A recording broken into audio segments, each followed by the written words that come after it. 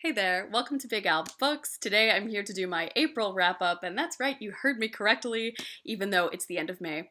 I still haven't talked about April, and I have two kind of excuses for why. The first of which is that I moved at the start of May, so it wasn't really easy for me to find my books because they were all in boxes strewn around my new place, so that took a while to set up.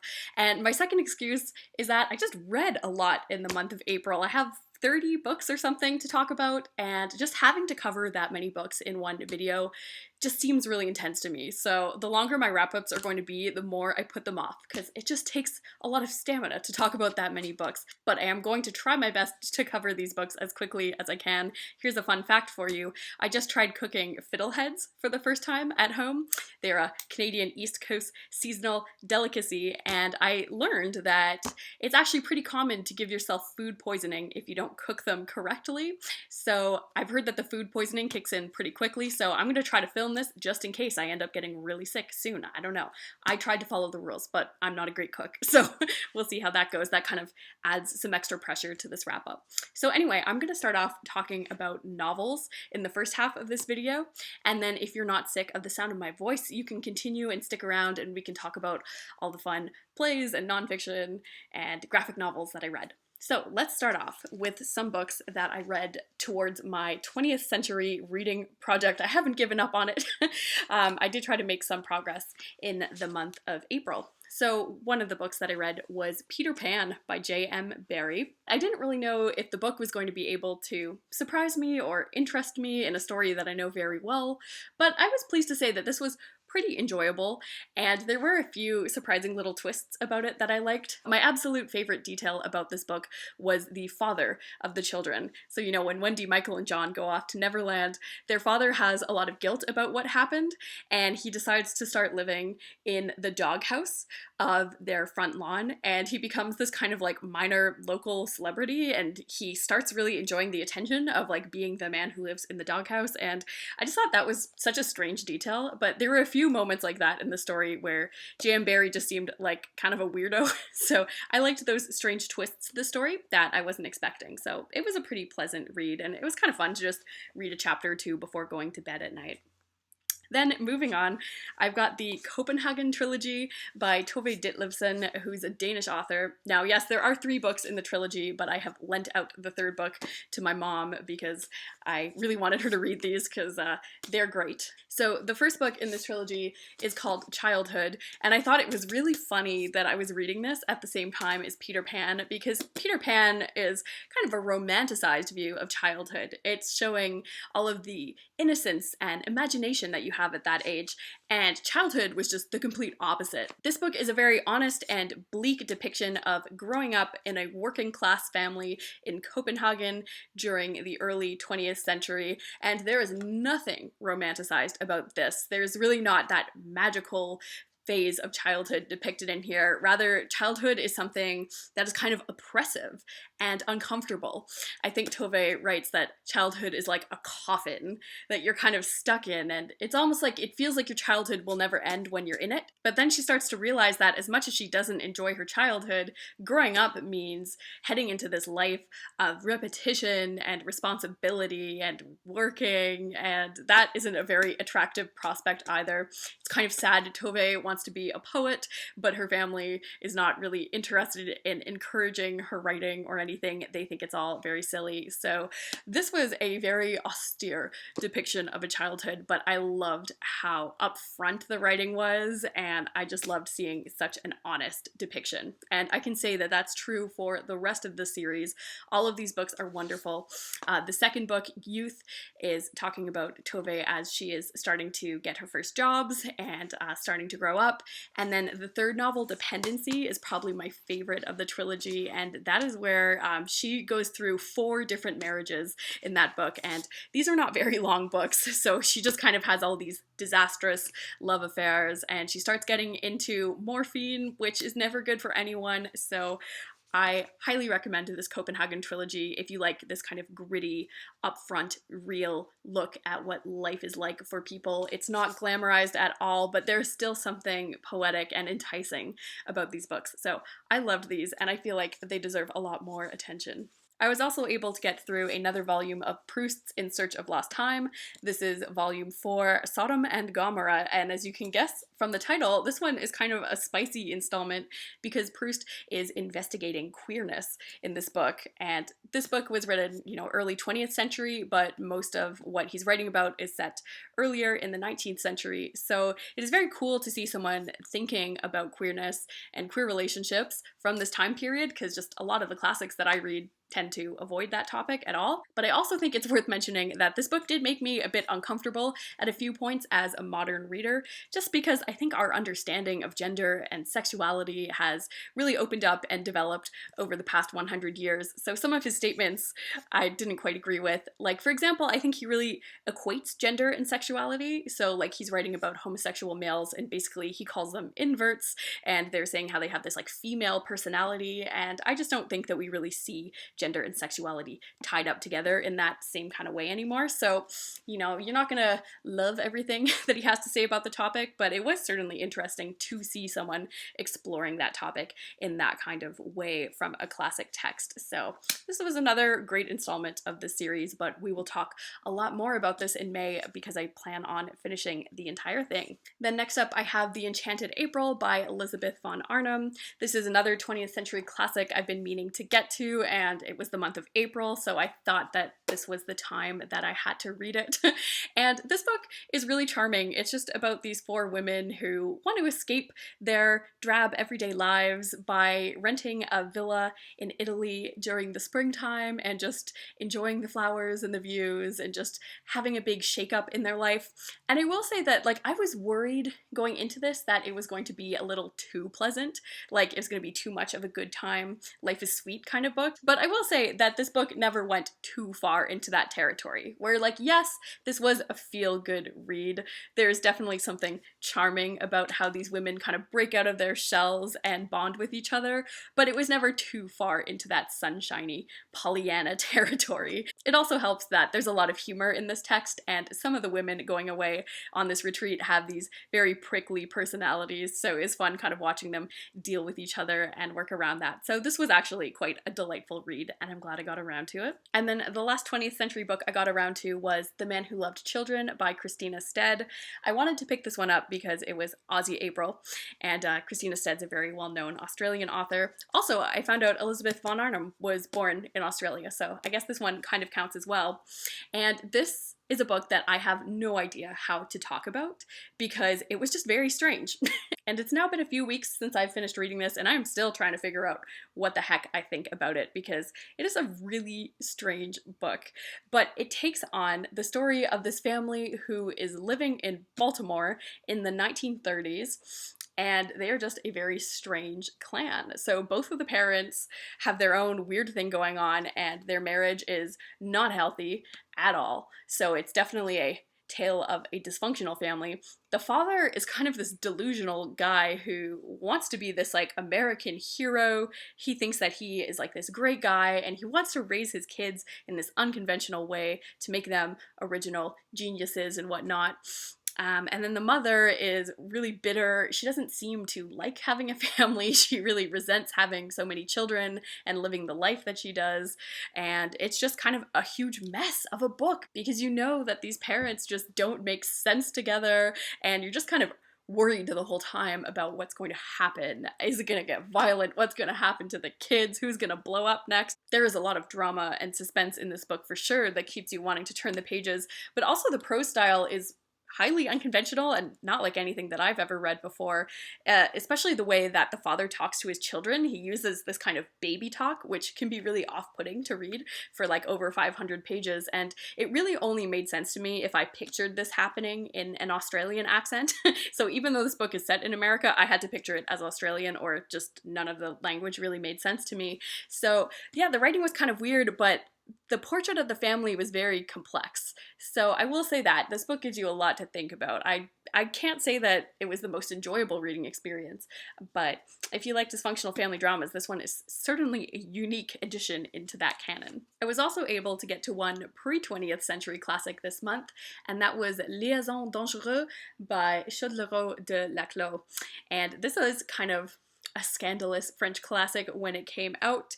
It is told through letters, and it's mostly about this on-again, off-again couple, and they enjoy sending each other letters, giving each other all the juicy details of their sexual escapades and their seduction schemes and all of that, and they kind of work on some plots together. They like using sex as a way to get back at people or to kind of control the social world a bit.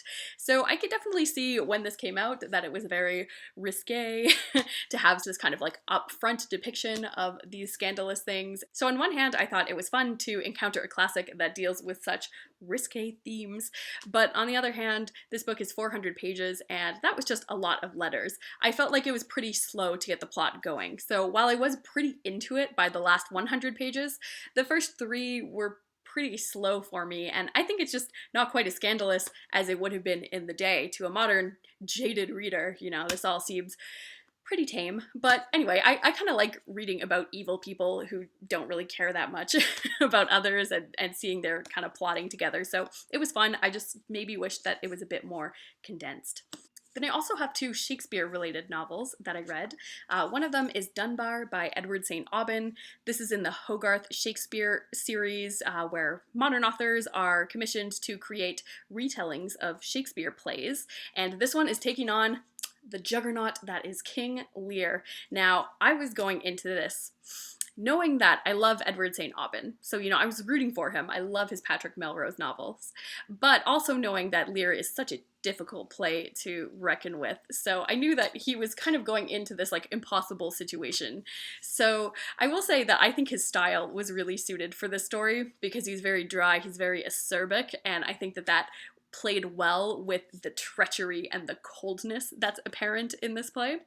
He also did a great job of updating it to a more contemporary setting. So instead of being a king and a warrior, Lear is now a ruthless capitalist. He's the CEO of a communications company, and as he gets older, he's starting to relinquish control and hand that on to his daughters, and well, we all know how that plays out. But I think he did a great job of making it a believable story in the present day. Now, where he lost me a bit was that I don't think his presentation of the psychology of the characters was all of that compelling, or I feel like I didn't get much of a unique insight onto the play. So I don't think that it really challenged my understanding or gave me a new angle to look at the play. I thought it was kind of a very straightforward retelling. So I'll say that it made for a satisfying read, but it just didn't go to that deep place or that emotional place that I think Lear can take me to. I was also fresh off of watching a performance of Lear before reading this.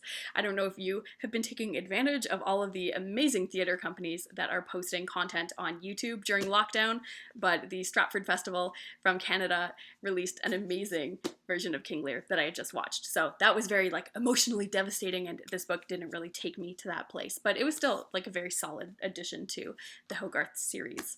And then the other Shakespeare-inspired book that I read was If We Were Villains by M.L. Rio. I did a Shakespeare reading vlog where I talked about this one, but this was a big fail for me. This is kind of like The Secret History, except instead of classics majors, they are Shakespearean actors, and you know, it gets all dark and violent and stuff, but my problem with this book was the characters just weren't believable, nor was the conflict in the story. I just could not buy into it. So this book just did not really work out for me at all. I was going into it hoping that it was going to be at least kind of like a funny read, but it just ended up being kind of tedious by the end, so did not love this one. And then I have 2 genre books. I've got a sci-fi read and a fantasy book. The fantasy one is The Lies of Lamora by Scott Lynch. I made a video with my partner Taylor where we assigned each other some books to read while we're stuck at home, and this was the first of those 3 books that I read, and I think I will save my opinions on this one until we do like a wrap-up for that video, but I am now done 1 out of 3 books from that TBR. And then the sci-fi book that I read was Oryx and Crake by Margaret Atwood. And I actually started reading this book back in August when I found out that it was on the reading list for the grade 12 English course that I've been teaching this year. So I wanted to get through it because it's one of the options, but I wasn't really enjoying it all that much. And then none of my students in first semester ended up choosing it, so I put it down at around the halfway point. But then this semester, I have some students who did want to read it, so I thought I had to finish it.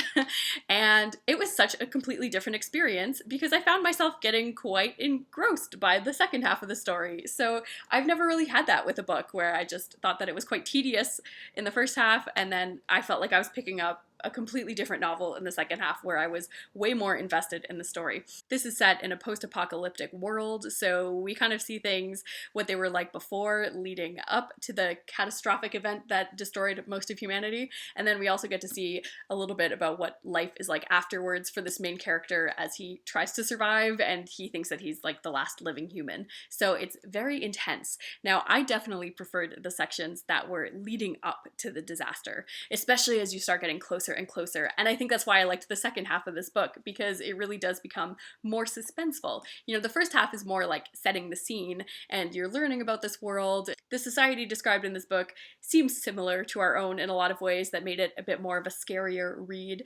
But, you know, it's one where corporations are kind of running things, and if you want to have a good job and have a safe place to live, you basically have to work for one of these corporations, and they're playing around a lot with science and genetic engineering to manufacture their new products, and you know, they're kind of playing around with the boundaries of what we should be able to control as humans. We all know that story.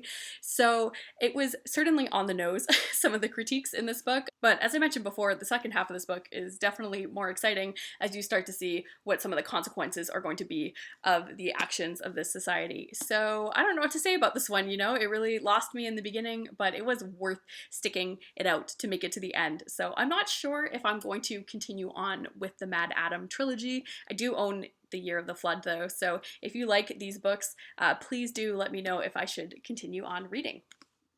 And then lastly, I have 2 audiobooks that I read this month. The first one was The Ocean at the End of the Lane by Neil Gaiman, and he is my favorite audiobook author / narrator. I just really enjoy his stories when he is the one that is gently intoning them to me. This was one that I was also reading at the same time as Childhood and Peter Pan, which was again great timing because this is another book that is exploring childhood in its own kind of unique way. And I feel like Gaiman is really good at capturing the like expansive feeling of childhood and the way that everything feels so important, so life or death when you're a child, and just the way that your imagination works. I think he did a great job of capturing that in a very charming tale. So it was a lovely book to read on audio. And then the last audiobook I read was Fahrenheit 451 by Ray Bradbury. This is actually a book that counts towards my 20th century challenge, and I read this one on audio because I actually didn't think that I was going to like this one for some reason. I don't know why, but I ended up being very charmed because I listened to the version narrated by Tim Robbins, and like he did a phenomenal performance. Like I found like I cared so much about the story after the first 10 minutes. Something about like the way he made the characters speak just got me so invested. So yeah, it was funny. I thought I was going to be so lukewarm. Like I just thought that this book was kind of going to be basic with its themes, but it ended up really hooking me into the story, and I love that this book is appreciating print culture and literature and all of these values that we should protect as a society instead of attack. So even though this book is kind of dystopian and intense, there really is so much joy in it as he starts discovering literature and other people who have been secretly appreciating it. So that was one that I was just so surprised to end up loving. So that's it for the novels that I read in April. Moving on, I have 2 nonfiction books that I read. The first one of these is A Distant Mirror by Barbara Tuchman. This is a book about the calamitous 14th century. So I wanted to pick this one up because I knew that we were going to be on lockdown throughout the month of April, and I thought it would be a good time to tackle a chunky nonfiction history read that I've been excited about for a long time, but I've just never really committed the time to reading this thing, and I'm so glad that I did. It is so fun learning about the medieval period. I don't know, like ever since I was a child, I've just been passionate about this period of time. And I always think that if I could go back to school, I would love to be a medieval studies major. I just think it's such a fascinating time period, and we know like so little about it in some ways. Like the whole introduction to this is basically anytime you read a fact about the Middle Ages, you can also find a fact that will say like the opposite was true. So I imagine that makes for really difficult work for a historian, but I think Tuchman does a really comprehensive job. And what I like with this book is that she structures it through the life of one person. So we are following a guy named Enguerrand de Cussy the Seventh, and he was a man who had a pretty extraordinary life because of his social position, and he was a knight, and he married a princess of England, so he had all of this power in France and England, and he just traveled a lot and was involved in a lot of military stuff, so he had a pretty exceptional life, which made him an interesting subject to follow. And then through each chapter, Tuchman would take on like a different historical topic as well. So it was kind of nice that it had a focus, like you are following this one guy, but you're also learning a lot of general things about life in the Middle Ages as well. It is covering all the juicy details that you'd want to know about the Plague or the Crusades, so it made for a very fascinating read. There is just so much history packed into this thing. I will say the only thing that I didn't love about it was it did become a little bit tiresome by the end, because our homeboy just keeps getting involved in so many seemingly pointless military conflicts that it did grow a bit tiresome reading about so many battles, because, you know, when you were a knight at the time, you had to earn your livelihood by getting into these conflicts. So on one hand, it was interesting to learn about all these people who were fighting each other at the time, but I did grow a bit tired about reading about these different conflicts. But still, this was such a cool read, very thorough, very well done if you're looking to learn more about the Middle Ages. I was also able to get to a biography this month, and that was The Black Count, Glory, Revolution, Betrayal, and the Real Count of Monte Cristo by Tom Rees. And I had to pick this one up because I just read The Count of Monte Cristo back in March, and this is a book that is all about Alexandre Dumas, the writer, all about his father, Alex Dumas, who was a pretty sensational historical figure. You know, kind of like in this book, how we're following just this like exceptional person who seemed to be involved in a lot of important history. Same goes for Alex Dumas.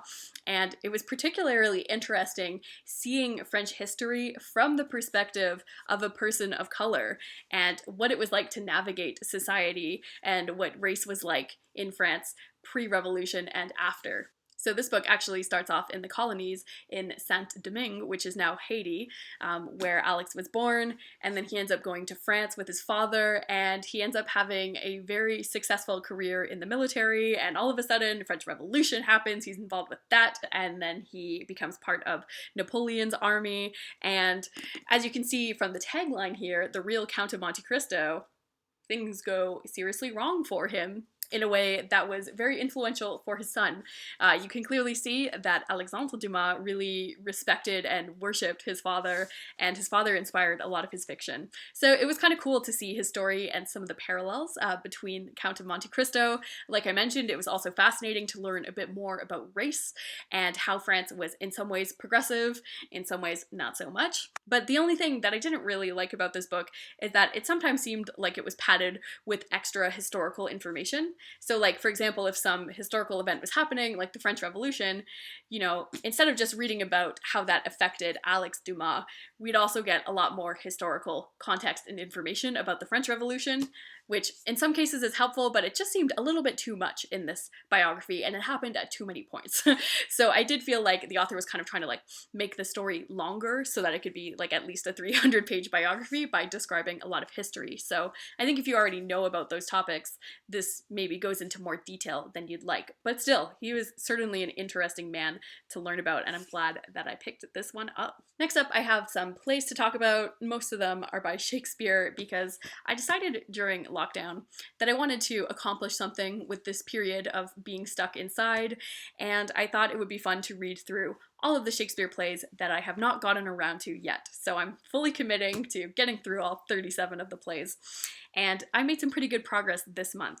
Now, I won't talk too much about the Henry VI plays and Richard III because I did a whole reading vlog where I tried to read one play per day during the Easter long weekend, and if you want to learn more about my experiences reading these plays, you can go check out that video, but it was a very positive experience. Even though it felt kind of intense to be trying to get through a play a day, these plays were so interesting, and there was so much juicy historical drama and double crossings and intrigue going on. I just found them very fun to read for the first time, and I'm definitely glad that I got through the Henry VI plays before before I did Richard III because I feel like I could just really enjoy the full potential of this story, having gotten to know the character better and seen what he was up to in the earlier plays. So I think that Shakespeare's histories are so underrated, and I had a great time reading these ones.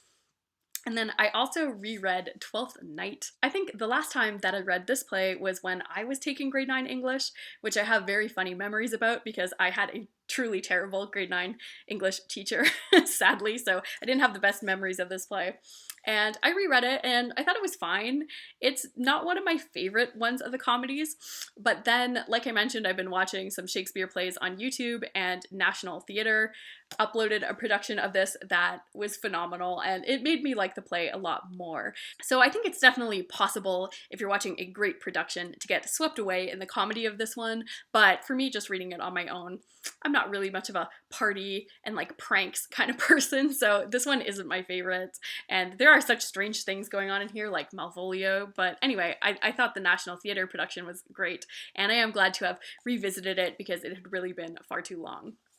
And then for non-Shakespeare plays, I read The Misanthrope by Molière, and this was a very fun one. You know, it's about a guy who decides that he's going to keep it real and he's not going to play the game and be a people pleaser. He's not going to flatter anyone. He's just going to tell people what he thinks, and he doesn't care about what happens. So I feel like there is so much in this play that is still relevant to us as modern readers, of course, because we are still living in that kind of like fake society in a lot of ways. The funny thing about this play, though, is that the main character really isn't much of a better person than all of the people that he judges and thinks that he's better than. So it was definitely a fun, snarky read. The translation felt kind of strange, maybe because I'm used to Shakespeare, and, you know, this is obviously a translation from the French where the author decided to keep the rhyme scheme. So it felt a little sing-songy, but there was also something about people being kind of mean to each other in this sing-songy rhyme style, so this was a fun one to check out. And then a not fun cycle of plays that I read are the Theban plays by Sophocles. So I reread Antigone and Oedipus Rex, and then I also got around to Oedipus at Colonus for the first time, and I love these plays. This is, again, I was just reading a play a night, and I just find myself being able to get very swept up in the atmosphere of these plays, even when I'm just reading them out to myself.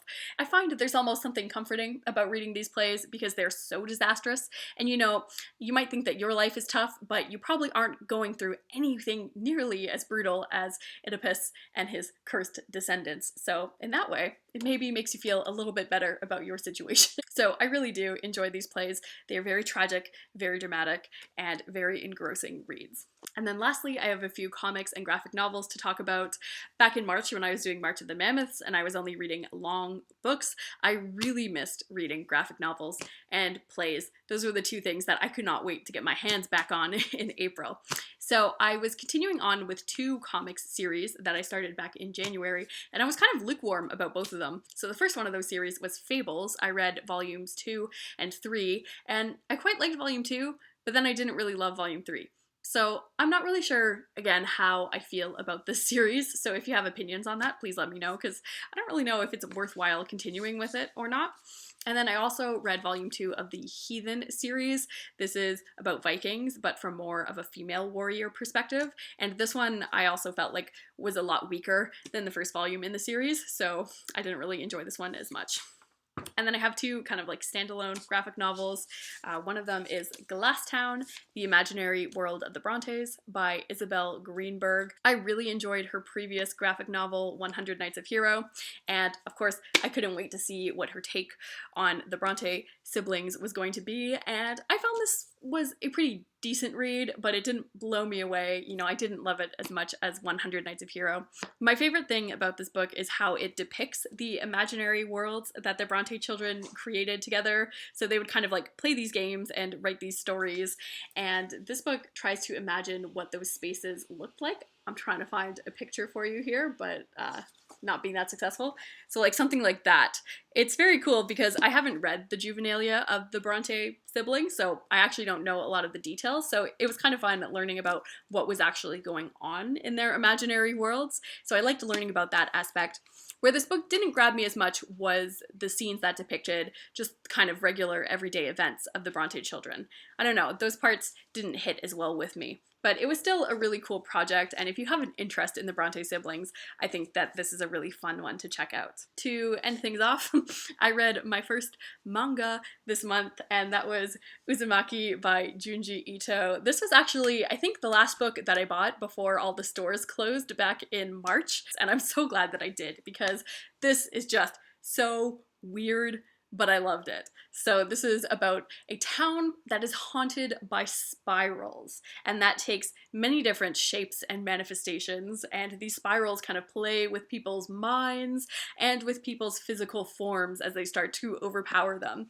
So it was kind of like an interconnected short story collection, because each chapter is dealing with like a different type of spiral incident that's happening.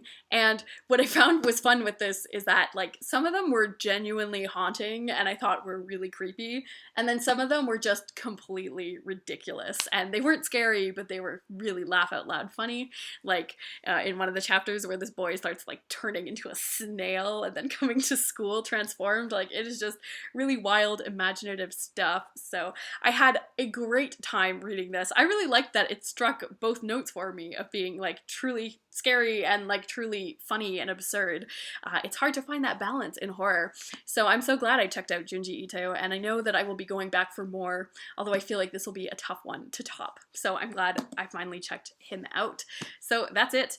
Whew, for all the books that I read in April. I'm happy to report back to you that I am still feeling strong, which probably means that I haven't poisoned myself with fiddleheads, which is great. But that's all I've got for you today. Hopefully I'll see you again soon. I do have lots of exciting reading plans for the month of June, and also May is like almost over, so I will see you again for another wrap up real soon. But anyway, thanks for checking out this video. Goodbye.